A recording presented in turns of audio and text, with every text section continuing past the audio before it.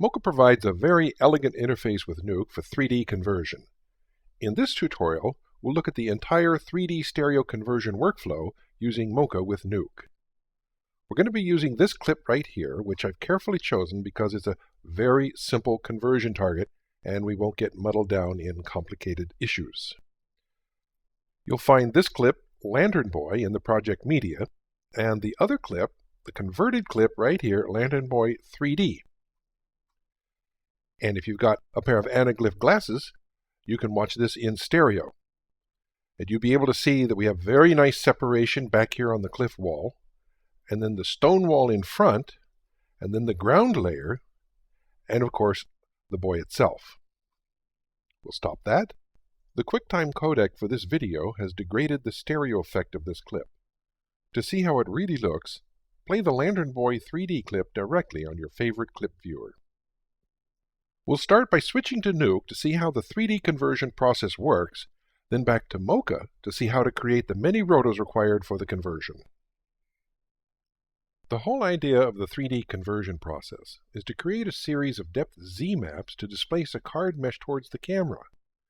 Then project the original clip on that mesh, then rephotograph it from two slightly different camera angles. You can see that here as we look through the two different camera views on the extruded geometry. Now in this tutorial, I'll be using a rather simplified process to avoid a lot of the complexities you would have in a serious feature film 3D conversion. We'll switch this viewer to the 3D view so that we can see what the 3D setup looks like. There's two cards, one for the background and one for the boy. Looking at the background card first, this is the depth Z map used to extrude the geometry. We can see how it was built up by looking down here. We'll start with the cliff. This is a simple shape that I drew in Mocha because the rock wall is going to actually define the leading edge. I didn't need to worry about that with this. Next, using the luminance from the original image, I've added a texture to it. Now that texture gives me kind of a fake, lumpy rock effect like this. It's not technically correct, but it looks really nice. Next, this grade node is used to adjust the brightness and contrast in order to control the amount of extrusion. Now, the rock wall has a bulge right here, okay, you can see that, that's not reflected in the luminance of the original clip, so I'm going to have to help out. So I'm going to have to add some luminance to that area in order to bulge it out. I can add that bulge with this roto mask here, where I have just drawn a simple gradient, then use that as a mask with this add node here in order to add this bright spot. Well, that bright spot will turn into bulging the rock face. We can see the effect of that as I toggle that on and off. Next, we'll take a look at the rock wall. Here is the roto in Mocha for the rock wall, which of course I have defined a very careful edge. Again, the addition of the luminance from the original plate. Again, another grade node to adjust its luminance. Now it's a lot brighter because I want to pull it forward from that cliff. I also had another issue. This side of the rock wall actually recedes from the camera, so I wanted something to push that away from the camera. So I drew this simple gradient with the roto node, and then use it to mask off this add operation, similarly to what we did with the cliff wall. You can see the luminance change in this part of the depth Z map as I toggle it on and off. And you can also see the effect that it has on the 3D geometry in the left viewer. For the ground plane, a very simple ramp would do. And here's all of them put together. We'll swing our 3D view around here. It just doesn't seem reasonable, but if everything is seen from the correct view, all these distorted and extruded things look just fine to the camera if you get the camera in exactly the right place. Okay, let's take a look at the boy. Here's the boy's Z map, and we'll play that. You can see it's got a lot of gradients to it in order to make it rounded. And of course, the brighter the luminance, the closer it is to the camera. So let's take a look at the boy's mesh. Right there. All right. This is the displaced geo node. And as I toggle that node on and off, you can see the mesh displacing. using again this luminance map here as a depth Z map. Also, let me swing around here, and we'll turn that back on. I also added this transform geo node in order to shift its position from its original spot in the rear out in front. I wanted the boy on his own card placed well in front of the background in order to enhance the depth perception.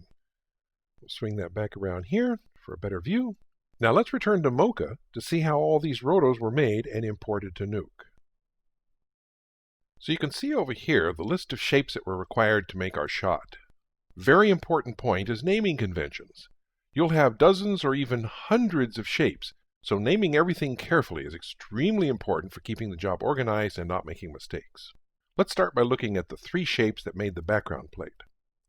Notice that the cliff back and the ground plane were very simple. The reason is they weren't defining the edge. The rock wall is. So I carefully laid this spline right along the edge of the wall because my production plan is to put this one over the others. So you plan the overlap and the underlap in Mocha that you plan to use in Nuke. Well, let's turn these off and turn on the shapes for the boy. Okay, we'll turn the mats on and we'll play that just to get a sense of what we got going here. So as you can see here, there was only 8 shapes required to do the conversion of the boy. Notice the left hand over here. As we scrub through the shot, that shape actually disappears. Okay, we'll go back to the first frame, turn off the mats, and take a look at the shapes themselves. I'm going to zoom in here, get a closer look. Again, planning your layering order. I'm going to lay down the head first and the left hand second, and then the shirt will go on top of both of them, and it will cut this edge for me. So again, I'm planning my overlap and underlap. Next, I'm going to lay down the right arm, which will go on top of the shirt, then the right sleeve, which will go over the arm and the shirt. And again, the right sleeve is going to define this edge for me. Let's take a look at the legs. Okay, the left leg will go down first because it's in the rear, followed by the right leg, and those, of course, will both be under the shirt. And last, the lantern will go on top of everything because it's over shirt and legs and everything. Now let's take a look at how we export these shapes to Nuke. We'll pan back down here, and I'll select the head shape, and we'll go to File, Export Shape Data. We'll select the Nuke Roto Paint node, only the selected layer, and copy it to clipboard. Now we can roll over to Nuke and paste it in. We'll now use Nuke to apply gradients to the Mocha shapes to create the depth Z map for each object in the frame. In Mocha, I copied the head roto to the clipboard, so now here in Nuke, I can just do a simple paste. Come over here. I already have a head, so I'm going to just do this one over here on the side, just to show you the workflow. As we saw earlier, it's very important to maintain a good naming convention. So let's open up Roto Paint 7. And down here, it'll tell you that this is the head spline. So we can immediately go to the Node tab and label this Head. We'll go back to the Roto Paint tab. Now let's connect this guy to the viewer, and we'll bring it in and zoom in. So I can show you a very important problem you're going to have.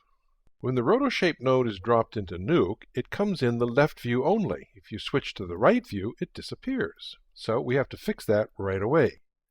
Here's how you fix it. Not the folder, but the spline itself. There's your view left. So do a right pop-up and add right. Now, it'll stay on for both left and right views. If you don't do this, your shapes are going to disappear when you go to the right view. Okay, we'll delete this. And now let's take a look at the workflow for applying gradients to all of the shapes. Let's take a look at the head, for example. Of course, the head wants to become a nice rounded object like a globe or a sphere. So a simple way to do that is simply apply a blur to it. I'm going to set the viewer down so we can see it better. I now have a bright spot in the center that rolls off nicely to the edges, and that'll give me my rounded shape. It also introduces, however, this little hot edge. So I can fix that by applying a pre-molt operation. Next comes a grade node. Let's show you that, which allows me to adjust its depth in the picture. Toggle that on and off so you can see the effect of the grade node. We'll put the viewer gamma back to normal and point out that all the other shapes are going to get a similar treatment because they're all somewhat rounded shapes, except for the lantern. There's an exception, so let's take a look at that. Here we are. So let's take a look at the lantern roto. And it's kind of a boxy thing. It's not rounded, so I can't use the blur gag on this one. So what I'll do now is I'm going to draw a new roto that has this gradient to it. Again, we'll use the viewer gamma to show this. So it has a hot spot here at the edge, and it rolls off nice and flat left and right. I can then apply that shape to the mocha roto, and now I'll have a nice square edge here that falls off left and right. And of course, we'll add a grade node in order to adjust the brightness. We'll put the viewer gamma back to normal. And I'll rehome the node graph. Next, let's take a look at making a clean plate to solve an intrinsic problem in stereo conversions. I'm going to zoom into my flow graph to show you the area where I made my clean plate. And to see the clean plate problem, let's go up to our left and right views here. And I'm going to toggle between left and right views. Here's the right view. Remember that right view is offset from the left view. I'm going to turn off my fix. And look what happens. Because the right view is viewing the shot from a slightly different angle, I can actually see the boy that's embedded in the background plate. I don't see that with the left eye because I'm straight onto the geometry. So we have to fix this. And that's what this does right here. Now I fixed this with a simple cheat. I created an edge key and then simply translated the background over to duplicate it here. You can see that, and I toggle that on and off. So I did a little cheat. For a real movie, you're going to want a more sophisticated repair procedure. But in all cases, you're going to have the same problem. The right view is going to show a slightly different angle of the background, and your character needs to be erased, painted, or composited out. Of course, we don't need to make a complete clean plate, just the area that's affected. We'll turn that back on so that we can take a look at setting up stereo cameras. Here's my projection camera, and we'll switch the viewer to 3D, and we'll look through the projection camera. The whole idea of the projection camera is it's absolutely perpendicular and centered on the card mesh so that you see no distortion in the picture. Then the left camera is placed in exactly the same location as the projection camera. Now there's this little zoom in, which I'll explain in just a moment. So here we go. Projection camera and left view camera. Now, why the push in? When I show you the right camera, you can see some of the background disappeared over here because this camera is viewing the scene from a slightly different angle. So I needed to push in a little bit with both the left and the right cameras so that I have a little bit of extra leeway on the geometry and the right camera will not go off the geometry. Now let's take a look at the actual stereo camera setup. It's down here. So the boy's deformed card mesh comes in here to the scene node, and the background's deformed card mesh comes in there. We then have our left camera and our right camera, with the left camera in the exact same position as the projection camera, just zoomed in a little tiny bit, and the right camera is offset a little bit from the left camera and angled in or towed in so they converge on the screen plane. Let me go back to 2D, and you can now see the left and the right camera views. There. Next, we just take those two scanline render nodes, one for the left, one for the right camera, use a join views node, and then send that into an anaglyph node. In this example, we're just creating an anaglyph version of the stereo picture. In a real job, you would render out both the left and the right view to separate files on disk. So there you have it, a 3D stereo conversion workflow example from Mocha to Nuke.